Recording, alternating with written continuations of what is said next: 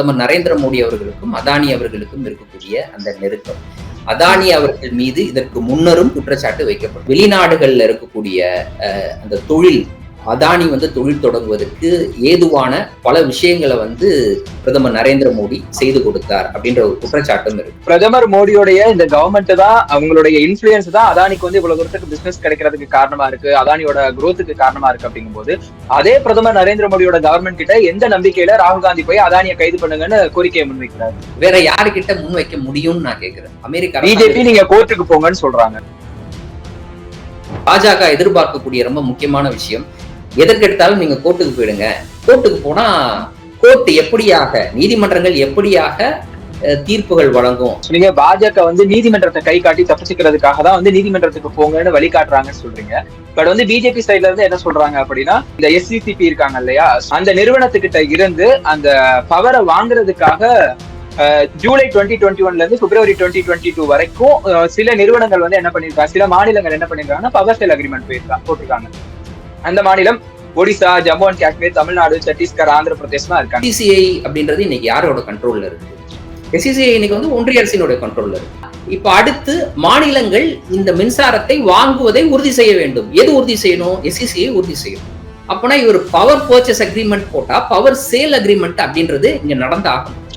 அப்போ power purchase agreement யாரும் போடுவா? எஸ்சிசிஐயும் அதானியும் போடுவாங்க. யார்கிட்ட இருந்து இன்னைக்கு மின்சாரத்தை மாநிலத்தில் இருக்கக்கூடிய மின் வாரியங்கள் வாங்குது?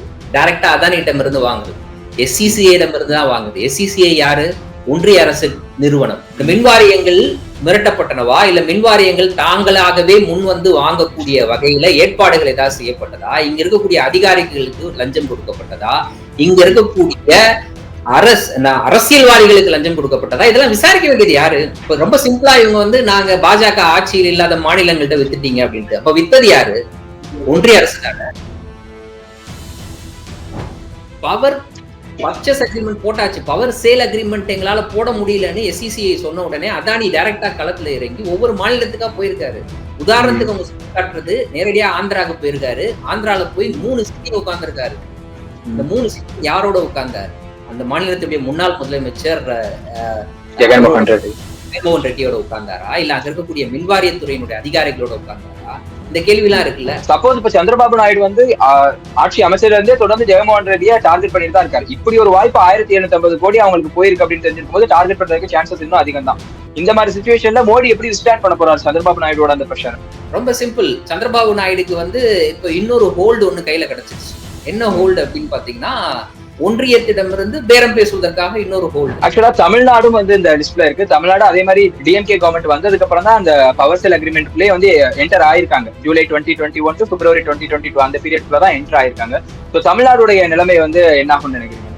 நானும் அதான் திருப்பி சொல்றேன், எந்த மாநிலமாக இருக்கட்டும் பாஜக அப்படியாக சொல்லிட்டு கை கழுவிட்டு போக முடியாது. தமிழ்நாட்டுல பாஜக கிடையாது, ஆந்திரால அந்த டைம்ல பாஜக கிடையாது, ஒடிசால அந்த டைம்ல பாஜக கிடையாதுன்னு கை கழுவிட்டு போக கூடாது. எல்லா மாநிலத்திலையும் விசாரணை நடத்துங்க. விசாரணை நடத்தினா யாரெல்லாம் மாட்டுவா? முதல்ல ஃபர்ஸ்ட் அதானி மாட்டுவார், அதற்கு பிறகுதான் மற்றவங்க எல்லாம். அதானி பணம் கொடுத்தாரா, லஞ்சம் கொடுத்தாரா இல்லையான்றது வெளியில வரும்ல. இடி வச்சிருக்கீங்கல்ல.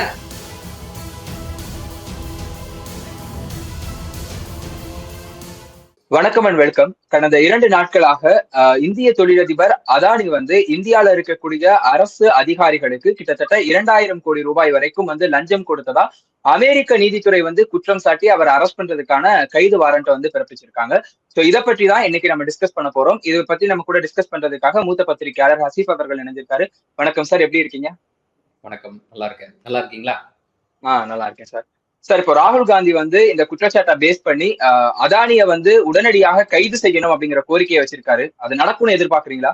இது அதானி மீது இப்படிப்பட்ட ஒரு குற்றச்சாட்டு வைக்கப்படுவது முதல் முறை கிடையாது. இது ஒரு 4வது முறை அப்படின்னு கூட சொல்லலாம். ஏன்னா கடந்த 2023 ஜனவரி மாதத்துல ஹிண்டன்பர்க் முதல் குற்றச்சாட்டை முன்வைக்குது. ஆதாரப்பூர்வமான ஒரு குற்றச்சாட்டு. அந்த குற்றச்சாட்டு என்ன அப்படின்னு பாத்தீங்கன்னா, அதானி அவர்கள் நடத்தக்கூடிய அந்த நிறுவனத்தினுடைய பங்குகளை செயற்கையாக, அந்த பங்கினுடைய மதிப்பை உயர்த்துவதற்காக செயற்கையாக சில நடவடிக்கைகள்ல அதானி நிறுவனம் அந்த நடவடிக்கை எல்லாமே பாத்தீங்கன்னா சட்டத்துக்கு புறம்பான நடவடிக்கை. ஏன்னா இந்தியாவை பொறுத்த வரைக்கும் ஷேர் மார்க்கெட்ல இருக்கக்கூடிய ஒரு கம்பெனி, அதனோட ப்ரொமோட்டர்ஸ்ன்னு சொல்லக்கூடிய அந்த நிறுவனத்தை உருவாக்கிய நபர்கள், அந்த நிறுவனத்தை ரன் பண்ணிட்டு இருக்கக்கூடிய அந்த முதலாளிகள், அவர்களுடைய பங்கு அப்படின்னு பாத்தீங்கன்னா 75% தான் இருக்கணும். அதை மீறி அதிகமாக இருக்கக்கூடாது அப்படின்றதான் வந்து நடைமுறையில் இருக்கக்கூடிய விதி. இந்த விதியை மீறி அதே நிறுவனமே, அதானியினுடைய நிறுவனம், அவருடைய அண்ணன் வினோத் அதானி, அவர் வெளிநாட்டுல இருக்கிறவர், அவருடைய உதவியோடு வெளிநாட்டில் இருந்து அதானியினுடைய பங்குகளை வந்து அவருடைய பணத்தை பயன்படுத்தியே அந்த பங்குகளை வாங்கி அதன் மூலமாக அதானியினுடைய பங்குகள் அதனுடைய மதிப்பு வந்து செயற்கையாக அதிகமாக்கப்பட்டது, உயர்த்தப்பட்டது. இது காரணமா கிட்டத்தட்ட பாத்தீங்கன்னா ஒரு 90% 95% பங்குகள் வந்து அந்த ப்ரமோட்டர்ஸ் கிட்டயே இருக்கும் அப்படின்ற மாதிரி ஒரு நிலை உருவானது. அது இந்தியாவில் நடைமுறையில் இருக்கக்கூடிய சட்டத்திற்கு புறம்பான ஒரு விஷயம். இதற்காக அவர்கள் பயன்படுத்திய பணம், அதுதான் ரொம்ப முக்கியம். ஹிண்டன்பர்க் கண்டுபிடிச்ச விஷயம் அதுதான். அவர்கள் அதை பயன்படுத்திய அந்த பணம், நம்ம எல்லாருமே மேலோட்டமாக பார்க்க போனா அந்த பணம் எல்லாம் பாத்தீங்கன்னா வெளிநாட்டுல இருந்து வந்த முதலீடு அப்படின்ற மாதிரி இவங்க கணக்கு காமிச்சிருக்காங்க. பட் வெளிநாட்டுல இருந்து வந்த முதலீட்டு எப்படி வந்தது, யார் அந்த முதலீட்டை இங்க வந்து செய்தார்கள் அப்படின்றத கேள்வி எழுப்பும் பொழுது அந்த பணம் ஏதோ ஒரு வகையில இந்தியாவிலிருந்து வெளியில போன பணம். யார் மூலமாக போனது? அதானியின் மூலமாக போனது. அப்போ யார் மூலமாக அது இந்தியாவுக்குள்ள வந்தது? அதானியினுடைய அண்ணன், அதானியினுடைய நிறுவனத்தில் தொடர்புடைய கூடிய நபர்கள், அவர்கள் மூலமாக அந்த பணம் இந்தியாவுக்குள்ள வந்து அதானியினுடைய பங்குகளை வாங்கியிருக்கிறாங்க. இந்த வாங்கியதன் மூலமாக என்ன ஆயிருக்கு அப்படின்னா, அதானியினுடைய பங்குகளினுடைய மதிப்பு செயற்கையாக பெரிதாக்கப்பட்டது, ஊதி பெருக்கப்பட்டதுன்னு கூட சொல்லலாம். இதன் காரணமாக உண்மையிலேயே அதானி நிறுவனத்தினுடைய மதிப்பு அப்படின்றது ஒன்றாக இருக்கும். இவர்கள் இப்படிப்பட்ட ஒரு இல்லீகலான ஆக்டிவிட்டீஸ்ல ஈடுபட்டதன் காரணமாக அதனுடைய மதிப்பு உயர்கிறது. அப்படியாக ஒரு முறைகேட்டில் அவங்க ஈடுபட்டாங்க அப்படின்றதான் முதல் குற்றச்சாட்டு. ஹிண்டன்பர்க் வச்ச பல குற்றச்சாட்டுகள்ல பிரதானமா ரொம்ப சுருக்கமா சொல்றதா இருந்தா இதுதான், இந்த ஒரு குற்றச்சாட்டு தான். இந்த குற்றச்சாட்டு மீது நடவடிக்கை எடுக்கப்படவில்லை. நாம் எல்லாருக்குமே நல்லா தெரியும். அதானியினுடைய வீட்டு வாசலுக்கு ஒரு முறை கூட ஐடியோ, அதாவது வருமான வரித்துறையோ, அமலாக்கத்துறையோ ஒரு முறை கூட போய் விசாரிக்க கூட இல்லை. குறைந்தபட்சம் ஒரு விசாரணையாவது நடத்தப்பட்டிருக்கும். அதை தாண்டி இது நீதிமன்றத்திற்கு எடுத்து செல்லப்பட்டது. இப்படியாக ஹிண்டன்பர்க் அறிக்கை வெளியிட்டிருக்கு. இது தொடர்பாக விசாரணை நடத்துவதற்கு உத்தரவிட வேண்டும். ஏன்னா ஸ்டாக் மேனிபுலேஷன் அப்படின்றது இந்திய பொருளாதாரத்தை நேரடியாக பாதிக்கக்கூடிய ஒரு விஷயம். அதன் அடிப்படையில் அவர் மீது விசாரணை நடத்தப்பட வேண்டும், ஹிண்டன்பர்க் அறிக்கையின் அடிப்படையில் விசாரணை நடத்தப்பட வேண்டும் அப்படின்னு ஒரு கோரி உச்சநீதிமன்றத்தை நாடிய போது உச்சநீதிமன்றம் அதை சரியாக கையாண்டதா என்றது மிகப்பெரிய கேள்வி. உச்சநீதிமன்றத்தை பொறுத்த வரைக்கும் இதை விசாரிப்பதற்காக செபிக்கு அந்த பொறுப்பு வழங்கப்பட்டது. இந்த விசாரணையின் போது செபி வந்து கடைசியா ஒண்ணு சொல்றாங்க, என்னன்னா நாங்க இந்த மாதிரி ஒரு கிட்டத்தட்ட ஒரு 20க்கும் மேற்பட்ட வழக்குகளை விசாரிச்சிட்டோம், இந்த இன்னும் ஒரு 2 விஷயம் தான் இருக்கு அப்படின்னு. அப்போ அதற்கு வந்து உச்சநீதிமன்றம் சொல்லுது, பரவாயில்ல அதையும் கூட நீங்களே விசாரிச்சு முடிச்சிருங்க அப்படின்ற மாதிரி சொல்லி அந்த வழக்கை வந்து முடிச்சு வச்சிடறாங்க. இல்ல நீதிமன்றம் வந்து அப்ப கன்வின்ஸ் ஆயிட்டாங்கல்ல, எஸ்ஐடியோ இல்ல சிபிஐ ப்ராபோ தேவையில்லை அப்படின்றத கன்வின்ஸ் ஆனனால தானே சிபிஐ நீங்களே விசாரிச்சுக்கோங்கன்னு சொல்றாங்க. அந்த அளவுக்கு தீவிரம் இல்லைன்னு அவங்க உச்ச நீதிமன்றம் நினைக்க போய் தானே அந்த மாதிரி ஒரு தீர்ப்பு கொடுத்தாங்க. அப்போ இல்ல அதான் அவங்க அண்டர் எஸ்டிமேட் பண்ணிட்டாங்களா? உச்ச நீதிமன்றத்தை பொறுத்த வரைக்கும் முழுமையாக விசாரணை நடத்தப்பட்டு ஒரு விசாரணை நடத்தப்பட்டு இதுல எந்த தவறும் நடக்கவில்லை அப்படின்ற அடிப்படையில் அந்த வழக்கு முடித்து வைக்கப்படவில்லை. அந்த வழக்கு முடித்து வைக்கப்படக்கூடிய அந்த சமயத்திலும் கூட 2 வழக்குகள் விசாரணையில் இருந்து கொண்டிருந்தது, செபியோட விசாரணையில இருந்து கொண்டிருந்தது. அப்போ அந்த சமயத்துல இதை நீங்க முடிச்சுக்கங்க அப்படின்ற மாதிரி அவர்களுக்கு ஒரு கிரீன் சிக்னல் கொடுத்துட்டு அந்த வழக்கை வந்து முடிச்சு வைக்கிறாங்க. அப்படின்னு பாத்தீங்கன்னா இது ஒரு முழுமையாக விசாரணை நடந்துச்சா அப்படின்ற ஒரு மிக முக்கியமான கேள்வி இருக்கு. இன்னொரு விஷயம், அதோடு நிக்காம யார் குற்றம் சுமத்தினார்களோ ஹிண்டன்பர்க் மீது விசாரணை நடத்த வேண்டும் அப்படின்ற ஒரு வரியும் அதுல சேர்க்கப்பட்டதுதான். எனக்கு ஒரு டவுட், இதுல ஒரு டவுட் என்ன வருது அப்படின்னா, இப்போ ஷேர் மார்க்கெட் மேனிபுலேஷன் தான் ஒரு மேல இருக்க குற்றச்சாட்டு அப்படிங்கும் போது அந்த விவகாரத்தை வந்து இந்திய பொருளாதாரத்தை நேரடியா பாதிக்கும். அந்த மாதிரி ஒரு சம்பவத்தை பத்தி தான் வந்து ஹிண்டன்பர்க்ன்ற வெளிநாட்டை சேர்ந்த ஒரு அமைப்பு வந்து குற்றச்சாட்டை வைக்குது. அப்படிங்கும் போது அவங்களோட இன்டென்ஷன் என்னவா இருக்கும் அப்படிங்கிற நோக்கத்துல அவங்களை விசாரணையில சேர்க்க சொல்லியிருக்காங்க இல்லையா? இல்ல, இன்டென்ஷன் அப்படின்றது இருக்குது, அது ஒரு புறம் இருக்கணும், இன்டென்ஷன் இருக்குது. பட் பிரைமா ஃபேசி இருக்கா? அவர்கள் வைத்த குற்றச்சாட்டில் முகாந்திரம் இருக்கிறதா? அதுதானே முதல்ல பார்க்கப்படணும். முகாந்திரமே இல்லாத ஒரு குற்றச்சாட்டு வைக்கப்படும் பட்சத்துல அவர்களுடைய உள்நோக்கத்தை பற்றி விசாரிக்க வேண்டும், உள்நோக்கத்தை பற்றி நாம் யோசிக்க வேண்டும். முதல்ல இதுல முகாந்திரம் இருக்கான்னு கேட்டா முகாந்திரம் இருக்குது. இந்த முகாந்திரத்தின் அடிப்படையில் முழுமையாக விசாரணை நடத்தப்பட்டு இருந்தால், என்னுடைய என்னுடைய கருத்து அதுதான். முழுமையாக விசாரணை நடத்தப்பட்டிருந்தால் நிச்சயமாக இந்த விஷயங்கள் எல்லாமே வெளியில வந்திருக்கணும். அதோடு நிக்காம அந்த விசாரணை முழுமையடையவில்லை, அது நியாயமாக நடைபெறவில்லை அப்படின்றத நாம் யூகித்துக் கொள்ளக்கூடிய வகையில 2வது அறிக்கை, ஹிண்டன்பர்க்கோடைய 2வது அறிக்கை வெளியாகுது. அந்த 2வது அறிக்கை ரொம்ப முக்கியமான ஒன்று. முதல் அறிக்கையினுடைய தொடர்ச்சி தான். 2வது அறிக்கையில என்ன சொல்றாங்க, செபியினுடைய தலைவராக இருக்கக்கூடிய மாதவி பூரி புட்ச் அவங்க இருக்காங்கல்ல, அவங்கள பொறுத்த வரைக்கும் இந்த முதல் அறிக்கையில ஹிண்டன்பர்க் என்ன சொல்லுச்சு, ஒரு குறிப்பிட்ட ஃபண்ட் அதன் மூலமாக அதானியுடைய இந்திய பங்குகள் வாங்கப்பட்டது அப்படின்ட்டு. அந்த குறிப்பிட்ட நிறுவனத்திற்கும் மாதவி பூரி புட்ச் அவர்களுக்கும் தொடர்பு இருந்திருக்கிறது. அவர்களும் அந்த நிறுவனத்திற்கும் அவர்களுக்கும் இடையில பண பரிமாற்றம் நடைபெற்று இருக்கின்றது அப்படின்ற தகவல் தான் 2வது ஹிண்டன்பர்க்கினுடைய அறிக்கை. அப்போ முதல் அறிக்கையை தொடர்ந்து விசாரணை நடத்தியது எது? செபி. அப்ப அதனுடைய செபியினுடைய தலைவருக்கு எதற்கு எதிராக அவர்கள் விசாரணை நடத்துகிறார்களோ அதே நிறுவனத்தோடு அந்த தலைவருக்கு தொடர்பு இருக்கு அப்படின்னு ஒரு தகவல் வெளியில வருது. உடனடியாக என்ன நடந்திருக்கணும்? இந்த முறையாவது விசாரணை அப்படின்றது விரிவாக்கப்பட்டிருக்கணும். விசாரணை அப்படின்றது இன்னொரு பொதுவான நிறுவனத்துக்கு வழங்கப்பட்டு விசாரணை அப்படின்றது நடத்தப்பட்டிருக்கணும். ஆனா மறுபடியும் என்னன்னா, செபி இந்த 2வது அறிக்கை வந்த உடனே செபி தரப்புல இருந்து வெளியில தெரிவிக்கப்பட்ட கருத்து இது தொடர்பாக, அதாவது அதானியினுடைய நிறுவனங்கள் தொடர்பான விசாரணையின் போது செபியினுடைய தலைவர் அந்த குழுவுல இடம்பெற மாட்டார் அப்படின்னு சொல்லிட்டு அவங்க சொல்றாங்க. அதாவது கான்ஃபிளிக்ட் ஆஃப் இன்ட்ரெஸ்ட் வரும், அதன் அடிப்படையில அவர்கள் அதுல இடம்பெற மாட்டார்கள் அப்படின்ட்டு ஒரு சின்ன வாக்குறுதி மட்டும் கொடுக்கப்படுது. அந்த வாக்குறுதி நடைமுறைப்படுத்தப்பட்டதா? ஃபர்ஸ்ட் கேள்வி. ஆனா என்னுடைய கேள்வி, முதல் அறிக்கை வெளியாகும் பொழுதே அவர்கள் குறிப்பிட்ட அந்த நிறுவனங்கள்லாம் இருக்குல்ல, மொரிஷியஸ்ல நிறுவனம், சிங்கப்பூர்ல இருக்கக்கூடிய நிறுவனம், இந்த நிறுவனத்திற்கும் தனக்கும் தொடர்பு இருக்குது அப்படின்றத நமக்கு தெரியாது, உங்களுக்கு தெரியாது, எனக்கு தெரியாது. ஆனா மாதவி பூரி புட்ச்க்கு தெரியும். இப்படியாக குற்றச்சாட்டு வைக்கப்படுது. அப்ப அவங்க என்ன பண்ணிருக்கணும்? தானாக முன் வந்து 2வது அறிக்கை வர்றதற்கு முன்னாடியே அவங்க தானாக முன் வந்து இந்த குறிப்பிட்ட நிறுவனத்துக்கு நான் செபியினுடைய தலைமை பொறுப்பு ஏற்பதற்கு முன்னர் இந்த மாதிரியான தொடர்பு இருந்துச்சு, ஆகவே நான் செபியினுடைய தலைமை பொறுப்பை வகிப்பதற்கோ இல்லாட்டா இந்த விசாரணை நடத்துவதற்கோ எனக்கு வந்து எனக்கு நான் நடத்தக்கூடாது, மரபின் அடிப்படையில் நடத்தக்கூடாது வெளியில வந்து முதல்ல சொல்லியிருக்கணும். பட் அவங்க சொல்லல. 2வது அறிக்கை வெளிவருவதற்கு வரைக்கும் அவங்க காத்துக்கிட்டு இருந்தாங்க. 2ஆம் அறிக்கை வெளியாச்சு, 2வது குற்றச்சாட்டு வந்துச்சு. வந்ததுக்கு பிறகு இவங்களுக்கும் அந்த நிறுவனத்துக்கும் தொடர்பு இருக்குன்னு தகவல் வருது. அதற்கு பிறகு செபி சொல்றாங்க நான் இவங்க இடம் பெற மாட்டாங்க. சோ அப்போ அப்படி இருக்கும் பொழுது செபி மீதே இவ்வளவு கேள்வி இருக்கு, செபியினுடைய தலைவர் மீதே இவ்வளவு கேள்வி இருக்கு. அதை தாண்டி நமக்கு இன்னொரு விஷயங்கள் எல்லாம் தெரியும். என்னன்னா, பிரதமர் நரேந்திர மோடி அவர்களுக்கும் அதானி அவர்களுக்கும் இருக்கக்கூடிய அந்த நெருக்கம்.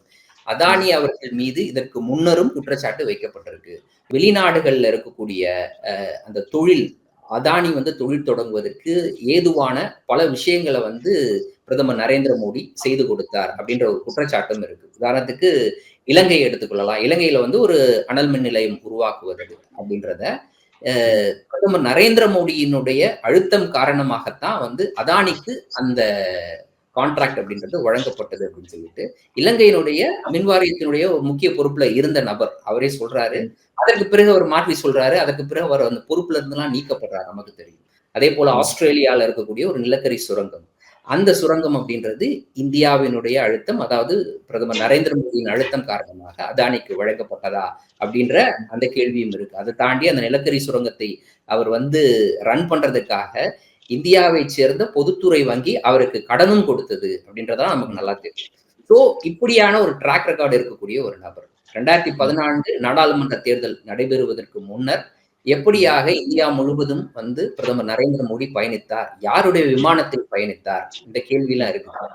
இப்படி இன்னும் லைனா சொல்லிக்கிட்டே போலாம், ஒவ்வொரு விஷயமாக சொல்லிட்டு போயிடலாம். சமீபத்துல வெளியான ஒரு தகவல், அஜித் பவார் அவர்கள் வெளியிட்ட ஒரு தகவல், ஒரு ஊடகத்துல பேசும்போது அவர் சொல்றாரு, 2019 டெல்லியில நடைபெற்ற ஒரு ஒரு ஒரு ஒரு அரசியல் சார்ந்த ஒரு கூட்டம், அந்த கூட்டத்துடைய நோக்கம் என்னன்னா கரண்டா இருக்கக்கூடிய அரசை கவிழ்ப்பது அப்படிதான்.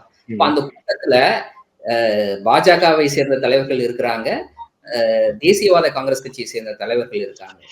இவர்கள் இருவரும் பேசினா கூட ஓகே, நம்ம ஒத்துக்கலாம். ஒரு பாலிடிக்ஸ்ல இந்த மாதிரி இருவேறு கட்சியை சேர்ந்த தலைவர்கள் ஒன்றா சேர்ந்து ஒரு இடத்துல பேசுறது அப்படின்றது. ஆனா அந்த கூட்டத்துல அதானிக்கு என்ன வேலை அப்படின்ற ஒரு கேள்வி இருக்குல்ல. அதானியும் அதில் இருந்தார் அப்படின்னு சொல்றாங்கல்ல. அப்போ இதையெல்லாம் வச்சு பார்க்கும் பொழுது அதானிக்கு ஃபேவரா பல விஷயங்கள் நடக்குது. இப்போ எந்த வகையிலுமே விமான நிலையங்களை கையாண்டது அப்படின்ற ஒரு அனுபவமே இல்லாத அதானி நிறுவனத்துக்கு விமான நிலையங்கள் தொடர்ந்து வழங்கப்பட்டன. ஆக்சுவலா பிரதமர் மோடியோடைய இந்த கவர்மெண்ட் தான், அவங்களுடைய இன்ஃபுளுயன்ஸ் தான் அதானிக்கு இவ்வளவு தூரத்துக்கு பிசினஸ் கிடைக்கிறதுக்கு காரணமா இருக்கு, அதானியோட குரோத்துக்கு காரணமா இருக்கு அப்படிங்கும் போது, அதே பிரதமர் நரேந்திர மோடியோட கவர்மெண்ட் கிட்ட எந்த நம்பிக்கையில ராகுல் காந்தி போய் அதானியை கைது பண்ணுங்கன்னு கோரிக்கையை முன்வைக்கிறார்? வேற யாருக்கிட்ட முன்வைக்க முடியும்னு நான் கேட்கிறேன். அமெரிக்கா பிஜேபி நீங்க கோர்ட்டுக்கு போங்கன்னு சொல்றாங்க. பிஜேபி கேட்கக்கூடிய பிஜேபி இப்படியாக தப்பித்துக் கொள்ளும். நேத்து கூட இதை பற்றி நான் ஒரு இந்த விஷயங்களை அறிந்த ஒரு நபரோட பேசும் பொழுது அவர் சொல்லக்கூடிய கருத்து இதுவாகத்தான் இருக்கு. பாஜக எதிர்பார்க்கக்கூடிய ரொம்ப முக்கியமான விஷயம், எதற்கெடுத்தாலும் நீங்க கோர்ட்டுக்கு போயிடுங்க. கோர்ட்டுக்கு போனா கோர்ட் எப்படியாக, நீதிமன்றங்கள் எப்படியாக தீர்ப்புகள் வழங்கும், அந்த தீர்ப்பின் அடிப்படையில நீதிமன்றமே சொல்லிடுச்சு அப்படின்னு சொல்லி தப்பிப்பதற்காக அவர்கள் நீதிமன்றத்தை அவர்கள் பயன்படுத்துகிறார்கள் அப்படின்ற மாதிரி ஒரு குற்றச்சாட்டை அவர் வச்சாரு. நானும் அப்படியாத்தான் யோசிக்கிறேன். ஆக்சுவலா என்னன்னா, நீங்க சொன்னீங்க பாஜக நீதிமன்றத்தை கை காட்டி தப்பிச்சுக்கிறதுக்காக தான் நீதிமன்றத்துக்கு போங்கன்னு வழிகாட்டுறாங்கன்னு சொல்றீங்க. பட் பிஜேபி சைட்ல இருந்து என்ன சொல்றாங்க அப்படின்னா, அத இந்த SCCP இருக்காங்க இல்லையா, சோலார் பவர் எனர்ஜி இருக்காங்க இல்லையா, இந்தியா கவர்மெண்ட் உடைய அந்த நிறுவனத்துக்கிட்ட இருந்து அந்த பவரை வாங்குறதுக்காக ஜூலை 2021 இருந்து பிப்ரவரி 2022 வரைக்கும் சில நிறுவனங்கள் என்ன பண்ணிருக்காங்க, சில மாநிலங்கள் என்ன பண்ணிருக்காங்கன்னா பவர் சேல் அக்ரிமெண்ட் போட்டிருக்காங்க.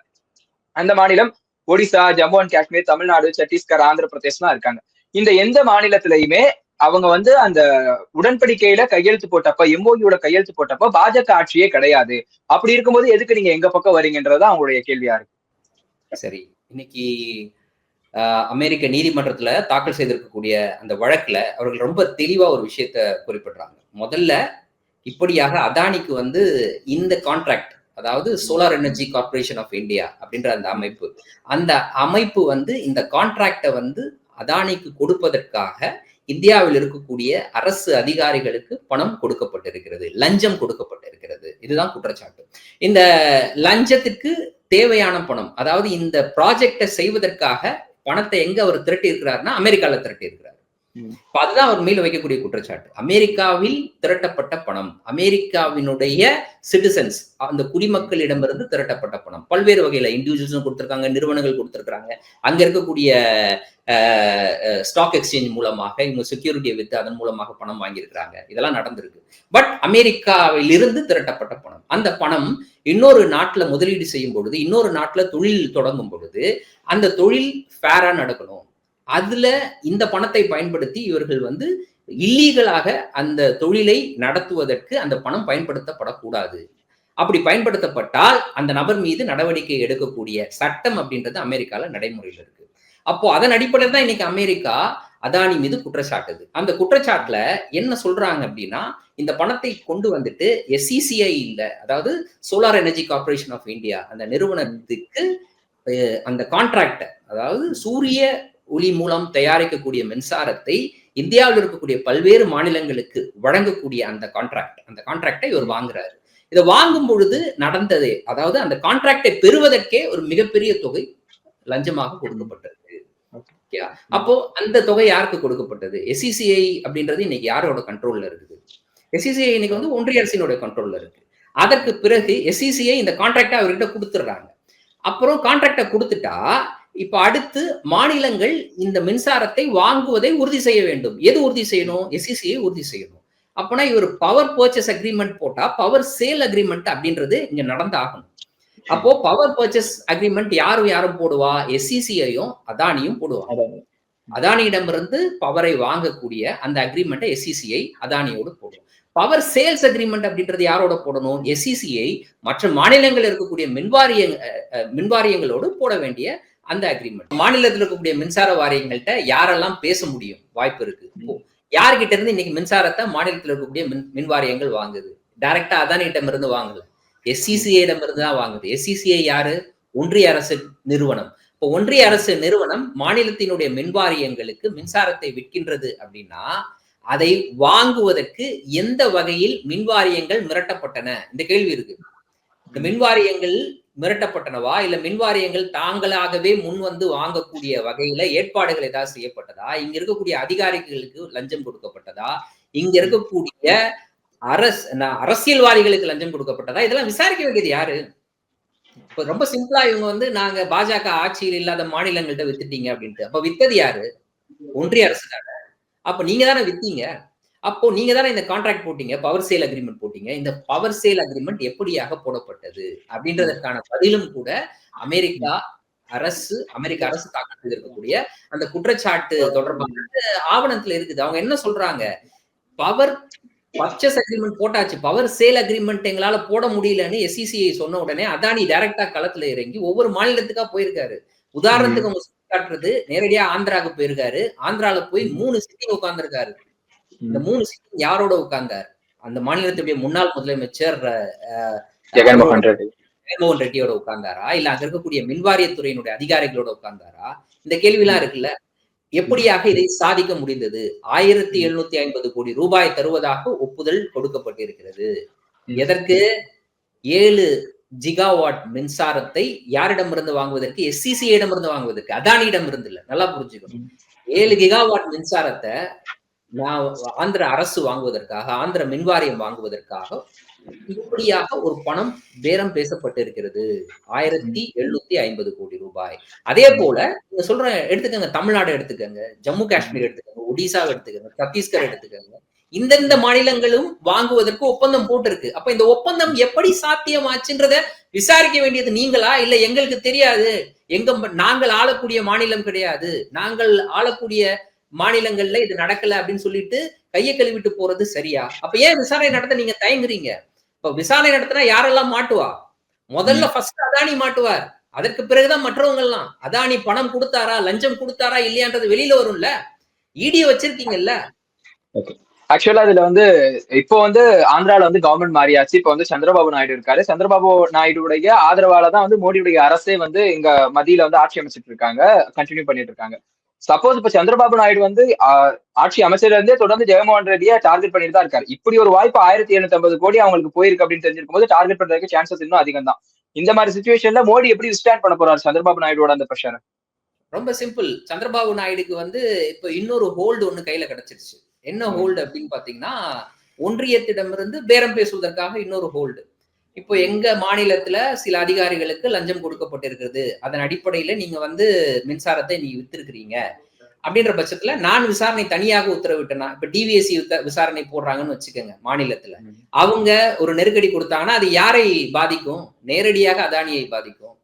நேரடியாக அதானியை பாதிப்பது யாரை பாதிக்கிறது? பிரதமர் அவர்களை பாதிக்கிறது. ஒன்றியத்தில் இருக்கக்கூடிய பாஜக அரசை பாதிக்கக்கூடிய விஷயம்.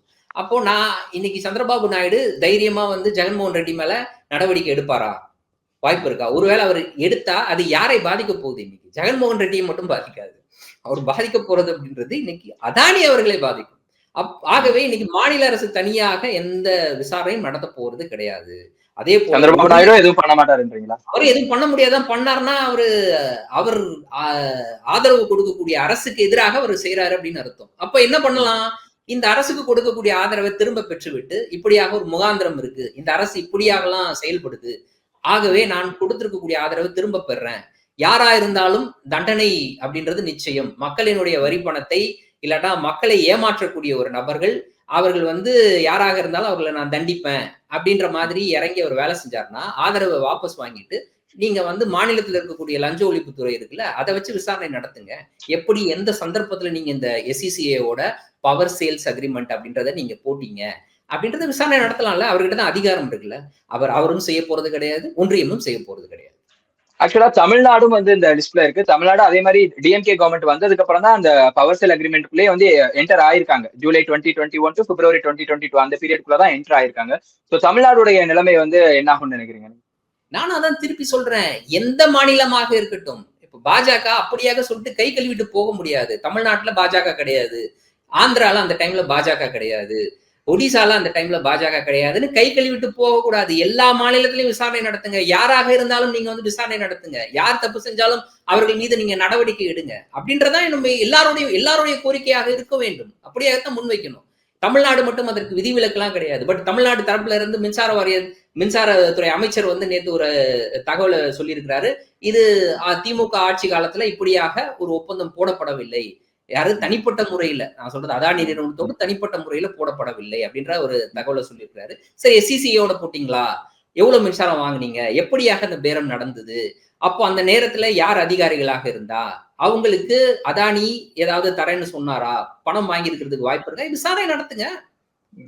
யாரு தடுக்க போறது? இப்ப இந்த விசாரணை அப்படின்றது இனி நடக்காது, நடக்கல, இன்ன வரைக்குமே நடக்கல, இன்ன வரைக்கும் அதை பற்றி பேசவே இல்லை அப்படின்றதுதான் வருத்தமான ஒரு விஷயம். தமிழ்நாடு கவர்மெண்ட் அப்படி ஒரு விசாரணையை மேற்கொள்ளுன்னு நினைக்கிறீங்களா? சமீபத்துல ஊடகங்கள்ல இண்டிபெண்டன்ட் மீடியாஸ்ல வந்து சென்னையில வந்து அதானியும் வந்து ஆளும் கட்சியையும் வந்து சந்திப்பு நடத்தினதா, மறைமுகமா சந்திப்பு நடத்தினதாலாம் நியூஸ் எல்லாம் வந்துட்டு இருக்கு.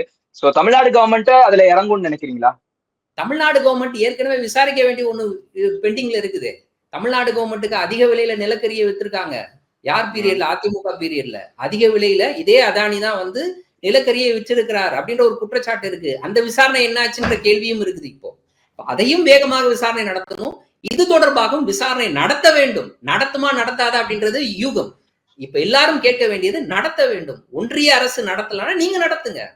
நீங்க நடத்தி உண்மையை வெளில கொண்டு வாங்க. அதிகாரிகள் லஞ்சம் வாங்கியிருந்தா அவங்க மேல நடவடிக்கை எடுங்க. இதுதான் எல்லாரும் முன்வைக்கக்கூடிய கோரிக்கை. ஆக்சுவலா இப்போ பார்த்தோம் அப்படின்னா அமெரிக்கா வந்து அதானி மேல குற்றச்சாட்டு வச்சதுக்கு அப்புறம் கென்யா வந்து அதானி கூட போட்ட அந்த பிசினஸ் எல்லாத்தையும் திரும்ப வந்து இது பண்ணிட்டாங்க, டிஸ்மிஸ் பண்ணிட்டாங்க. அதே மாதிரி பங்களாதேஷ்லயும் வந்து அதானி வந்து ஒரு 1600 மெகாவாட் வந்து சோலார் எனர்ஜி கொடுக்குற அந்த எக்ஸ்போர்ட் பண்ற அந்த ப்ராசஸும் கூட பிரச்சனையை சந்திச்சுட்டு இருக்கதா சொல்லப்படுது. ஸோ இது எல்லாமே சுத்தி வந்து ஒரு பக்கமா அதானியை டார்கெட் பண்றது வந்து மோடிக்கு என்ன மாதிரியான பிரச்சனைகள் ஏற்படுத்தும் நினைக்கிறீங்க? அதானியை டைரக்டா டார்கெட் பண்றது அப்படின்றது நீங்க சொன்னது போல நேரடியாக, ஏன்னா இதுல எல்லா வகையிலுமே வந்து அதானிக்கு பாதுகாப்பு அரணாக, இல்லைன்னா குறிப்பிட்ட வகையில அதானி நஷ்டம் அடையக்கூடாது அப்படின்றதற்காக இன்னைக்கு ஒன்றியத்தில் இருக்கக்கூடிய பாஜக அரசு, குறிப்பாக நரேந்திர மோடியினுடைய அரசு எல்லா வகையிலுமே வந்து ஹெல்ப் பண்ணிட்டே வந்துருது. உதாரணத்துக்கு சொல்ல போனா, நீங்க குறிப்பிட்டீங்கல்ல பங்களாதேஷுக்கும் அதானிக்கும் இடையிலான ஒரு ஒப்பந்தம், அதன் அடிப்படையில நீங்க சொல்ற மாதிரி 1600 மெகாவாட் மின்சாரத்தை முதல் முறையாக, அது வந்து இதுக்கு முன்னாடிலாம் கிடையவே கிடையாது, இந்தியாவில் இருக்கக்கூடிய நிலக்கரியை பயன்படுத்தி உற்பத்தி செய்யக்கூடிய மின்சாரம் அது வந்து வெளிநாடோடு போடப்பட்ட ஒப்பந்தத்தின் அடிப்படையில் முழுக்க வெளிநாட்டிற்கு விற்கப்படும். இந்த கான்ட்ராக்ட் யாருக்கு கொடுக்கப்பட்டது? அதானிக்கு தான் கொடுக்கப்பட்டது. அதானி அதன் அடிப்படையில மின் நிலையத்தை உருவாக்குறாரு, தொடர்ந்து மின்சாரம் கொடுத்துட்டு இருக்கிறாரு. யாருக்கு? பங்களாதேஷுக்கு கொடுத்துட்டு இருக்கிறாரு. பங்களாதேஷ்ல நடைபெற்ற ஆட்சி மாற்றம், அதற்கு பிறகு ஷேக் ஹசீனாவினுடைய அரசு கவிழ்க்கப்பட்டு அங்கு புதிய அரசு அமைந்த அந்த சமயத்துல உடனடியாக இவரிடமிருந்து வாங்கக்கூடிய மின்சாரம் தடைப்படும் அப்படின்றத ஒன்றிய அரசு தெரிஞ்சுக்கிட்டு அடுத்த ஒரே வாரத்துல ஒரு உத்தரவு போடுறாங்க. ஏன்னா அதுக்கு முன்னாடி வரைக்கும் அந்த மின்சாரம் அப்படின்றது எக்ஸ்க்ளூசிவ்லி வந்து பங்களாதேஷுக்கு மட்டும்தான், உள்நாட்டுல விற்கக்கூடாது அந்த மின்சாரத்தை. ஆனா அந்த விதியை வந்து தளர்த்தி அதானி உற்பத்தி செய்யக்கூடிய அந்த மின் நிலையத்தில் இருக்கக்கூடிய மின்சாரத்தை மற்றவர்களுக்கு உள்நாட்டிலையும் விற்பனை செய்யலாம் அப்படின்ற ஒரு விதியில அவ்வளவு வேகமா திருத்தம் கொண்டு வராங்க. அப்ப அவ்வளவு வேகமா திருத்தம் கொண்டு வருவதற்கான காரணம் என்ன? ஒரு நாள் கூட அதானி வந்து லாஸ் ஆயிடக்கூடாது, அவர் வந்து நஷ்டத்தை சந்திக்க கூடாது. ஏன்னா இப்ப ஆட்சி மாற்றம் ஏற்பட்டிருக்கு. அதானியிடமிருந்து மின்சாரத்தை புதிய அரசு வாங்க வேணாம்னு ஒரு முடிவு எடுக்கும். அப்ப முடிவெடுத்தா அதானி நஷ்டம் அடைவாரு. அந்த மின் நிலையத்தில் உற்பத்தி ஆகக்கூடிய மின்சாரத்தை எங்க கொண்டு போய் விற்பாரு? அதுவும் ஏற்கனவே இருக்கக்கூடிய விதியின் அடிப்படையில் உள்நாட்டுல விற்க முடியாது. அப்போ உடனடியாக விதியில திருத்தம் கொண்டு வா, உள்நாட்டுல விற்க சொல்லு அப்படின்ற ஒரு வேலையை செய்யறாங்க. அப்போ எல்லா வகையிலுமே அதானியை சேஃப்கார்ட் பண்ணக்கூடிய வகையில நான் ஏற்கனவே குறிப்பிட்ட மற்ற விஷயங்களை எடுத்துக்கலாம். இப்ப இலங்கையை பொறுத்த வரைக்கும் இலங்கையில அங்கு இருக்கக்கூடிய அனல் மின் நிலையம் ஒன்று உருவாக்குவதற்கான அந்த கான்ட்ராக்ட் அப்படி அதானிக்கு எப்படியாக கொடுக்கப்பட்டது? மோடி அவர்களால் கை காட்டப்பட்டது, அதன் அடிப்படையில் அவருக்கு அந்த கான்ட்ராக்ட் கொடுக்கப்பட்டது. சுத்தி பார்க்க போனா மோடி அவர்களுடைய உதவி இல்லாமல் அதானியால் இவ்வளவு ஷார்ட் பீரியட்ல உலகத்தின் 2வது மிகப்பெரிய பணக்காரர் அப்படின்ற அந்த இடத்தை அடைஞ்சிருக்க வாய்ப்பே கிடையாது. ஏன்னா பாஜக ஆட்சி வர்றதுக்கு முன்னாடி ஒரு சாதாரண ஒரு முதலாளி தான். 10 அளவுல மிகப்பெரிய முதலாளியாக இப்படி வளர்ந்தாருன்னா இப்படிப்பட்ட உதவிகள் இல்லாமல் நடைபெறுவதற்கு சாத்தியமே இல்லை. ஐ திங்க் அதுக்காக தான் ராகுல் காந்தி வந்து தொடர்ந்து அதானி அட்டாக் பண்ணிக்கிட்டே இருக்காருன்னு நினைக்கிறேன். இன்னும் 4 நாள்ல வந்து பார்லிமெண்ட் வேற கூட போகுது. சோ இந்த பார்லிமெண்ட்ல எதிர்கட்சிகளுடைய இது தொடர்பான நெருக்கடியை பாஜகவால சமாளிக்க முடியுமா? வழக்கமா இவங்க ஒண்ணு சொல்லுவாங்க. எப்பப்பெல்லாம் பார்லிமென்ட் கூடுதோ அதற்கு முன்னர் வந்து வெளிநாட்டில் இருக்கக்கூடிய ஒரு சக்திகள் இந்தியாவின் மீது அபாண்டமாக ஒரு குற்றச்சாட்டை முன்வைப்பாங்க. அந்த குற்றச்சாட்டை கொண்டு வந்துட்டு எதிர்க்கட்சிகள் வந்து பார்லிமென்ட்டை முடக்குவார்கள். இது வந்து வழக்கமா பாஜக வைக்கக்கூடிய ஒரு குற்றச்சாட்டு. அதே குற்றச்சாட்டை இன்னைக்கு நாளை மறுநாள் கூட இருக்குனால நாளை மறுநாள் இன்னும் 2 நாட்கள் 25 நவம்பர் 25 2 நாட்கள்ல கூட இருக்கக்கூடிய அந்த நாடாளுமன்ற கூட்டத்தொடரின் போது எதிர்க்கட்சிகள் இதை கேள்வி எழுப்பும். இதை கேள்வி எழுப்பக்கூடாது அப்படின்னு இல்லைல்ல. எவ்வளவு பெரிய முறைகேடு. அப்ப இந்த முறைகேடு தொடர்பாக கேள்வி எழுப்பும். இது குறித்து பிரதமர் பதிலளிக்கணும்னு சொல்லும். அதானி அவர்கள் கைது செய்யப்பட வேண்டும் என்று சொல்லும். குறைந்தபட்சம் நீங்க ஒரு விசாரணையை தொடங்குறேன்றது கூட இது வரைக்கும் சொல்லவே இல்லையே. ஏன்னா யோசிச்சு பாருங்க, 2029 கோடி ரூபாய் வந்து லஞ்சம். அதன் மூலமாக ஒரு 20 ஆண்டுகள்ல அந்த அதானியினுடைய நிறுவனம் சம்பாதிக்க இருந்த பணத்தினுடைய மதிப்பு அப்படின்னு பாத்தீங்கன்னா கிட்டத்தட்ட 33,000 கோடி ரூபாய். இவ்வளவு பெரிய தொகை 33,000 கோடி ரூபாயை சம்பாதிக்கிறதுக்காக வெறும் 2,000 கோடி ரூபாய் லஞ்சம் கொடுக்கறதுக்கு திட்டம். இதுதான் பிரைமரி ஸ்கீம். சோ நடைமுறைக்கு வருவதற்கு முன்னர் நடைமுறைக்கு வந்துருச்சு. ஆல்ரெடி ஒரு 4-5 வருஷம் ஓட்டிட்டாங்கல்ல. 3-4 வருஷம் ஓட்டிட்டாங்க. இந்த 3-4 வருஷத்துல யாராருக்கு எவ்வளவு லஞ்சம் கொடுத்தாங்க இந்த 3 வருஷத்துல? இதன் மூலமாக எவ்வளவு சம்பாதிச்சாங்க? இந்த சம்பாதிச்ச பணம் எப்படியாக திருப்பி வெளியில போச்சு? இதெல்லாம் யாரு விசாரிக்க முடியும்? சிபிஐ விசாரிக்கணும். எல்லாருமே இன்வால்வ் இது. ஐடி இன்வால்வ்டு, சிபிஐ இன்வால்வ், இடி இன்வால்வ், எல்லாருமே வந்து வழக்கு பதிவு செய்து விசாரணை நடத்துறாங்க. ஆனா இதுல ஒருத்தர் கூட வழக்கு பதிகிறதுக்கு இன்னைக்கு தயாராக இல்லையே. விசாரணை நடத்தணும்னு வாயளவுல சொல்றதுக்கு கூட தயாரா இல்லையே. அப்போ இந்த நாடாளுமன்றத்துல எதிர்க்கட்சிகள் கேள்வி கேட்குமா கேட்காதா? அப்ப இந்த கேள்வி கேட்கப்படும் பட்சத்துல பாஜக அதற்கான பதிலை தயாராக வச்சுக்கிட்டு இருக்காங்க. இன்னைக்கே வந்து சோகால்டு இந்த தேசிய ஊடகங்கள் இருக்குல்ல, அவங்க ஆரம்பிச்சிட்டாங்க. அர்ணாப் கோசாமி எல்லாம் கத்த ஆரம்பிச்சிட்டாரு. யாருக்கு எதிராக கத்த ஆரம்பிச்சிட்டாரு? அமெரிக்க அரசுக்கு, அமெரிக்க அரசாங்கம், அமெரிக்க ஏகாதிபத்தியம்னு அவர் கத்த ஆரம்பிச்சிட்டாரு. உனக்கு எப்படி, உனக்கு வந்து என்ன, நீ இதுல தலையிடுறதுக்கு உனக்கு என்ன நியாயம் அப்படின்லாம் கேட்க ஆரம்பிச்சிட்டாரு. சோ இந்த நரேட்டிவ தான் அப்படியே கொண்டு போய் எதிர்க்கட்சிகள் கேள்வி எழுப்பும் போது கொண்டு போய் மக்கள்கிட்ட சேர்க்க போறாங்க. ஆனா இந்த இடத்துல ஒன்னே மட்டும் சொல்ல விரும்புறேன்.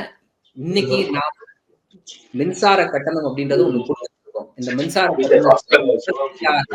மின்கட்டண உயர்வு அப்படின்றது நடந்துகிட்டே இருக்கு. ஒவ்வொரு ஆண்டும் நடக்குது. அந்த அளவுக்கு நிலைமை மாறிடுச்சு. இப்போ இந்த நிலைமை மாறினதற்கு காரணம் என்ன? அப்போ ஒன்றியத்திலிருந்து நீங்க மாநிலங்களுக்கு கொடுக்கக்கூடிய அழுத்தம் என்ன? ஏன் வந்து தொடர்ந்து மின்கட்டணத்தை ஒவ்வொரு ஆண்டும் நம்ம மாற்றி அமைக்க வேண்டிய தேவை எங்கிருந்து வந்தது? அப்போ நீங்க அதானி கிட்ட இருந்து 7 ரூபாய் 7.5 ரூபாய்க்கு வந்து நீங்க சூரிய மின்சக்தியின் மூலமாக வரக்கூடிய மின்சாரத்தை ஏன் அவ்வளவு அவசியமா வாங்கணும்? பொதுவாக சூரிய மின் சக்தி அதன் மூலமாக கிடைக்கக்கூடிய மின்சாரத்தை சென்ட்ரலைஸ்டா வச்சு வாங்குறது அப்படின்றது அது தவறான ஒரு நடைமுறை அப்படின்னு சொல்லிட்டு பலருமே சொல்றாங்க. அதற்கு அது வந்து டீசென்ட்ரலைஸ் பண்ணப்படணும் அப்படின்னு சொல்றாங்க. உதாரணத்துக்கு ஒரு வீடு இருந்தா அந்த வீட்டுக்கு தேவையான மின்சாரம் அப்படின்றது சூரிய சக்தியின் மூலமாக கிடைக்கக்கூடிய வகையில அதனுடைய நீங்க வந்து இந்த மின் தகடுகளை போட்டு மின் உற்பத்தி செய்துக்கலாம். சோ அப்படியாக இது டீசென்ட்ரலைஸ் பண்ணப்படணுமே தவிர ஒட்டு மொத்தமாக ஒரு இடத்துல ஒரு முழுசா வந்து சூரிய மின் தகடை போட்டு வச்சிருப்பாரு. அதுல வரக்கூடிய மின்சாரத்தை கொண்டு வந்து நீங்க வந்து கிரிட்ல சேர்த்து விடுவாரு. இப்படியாக சூரிய மின் சக்தி அப்படின்றது உற்பத்தி செய்யக்கூடிய முறையே தவறு அப்படின்னு கூட சொல்றாங்க அறிஞர்கள், இந்த துறையை சார்ந்த அறிஞர்கள் சொல்றாங்க. ஆகவே இன்னைக்கு பாதிக்கப்படக்கூடியவர்கள் மக்கள், அதிகமாக இன்னைக்கு மின் கட்டணத்தை கொடுத்து கொண்டிருக்கக்கூடியவர்கள் மக்கள். அதன் பின்னணியில அதானியும் இருக்கிறார் அப்படின்றது இன்னைக்கு தெரிய வந்திருக்கு. ஆகவே மக்கள் இதை குறித்து கேள்வி எழுப்ப வேண்டும். உங்களுடைய இன்சைட்ஸ் எங்க கூட ஷேர் பண்ணிக்கிட்டதுக்காக ரொம்ப நன்றி சார். தேங்க்யூ. வாய்ப்புக்கு நன்றி.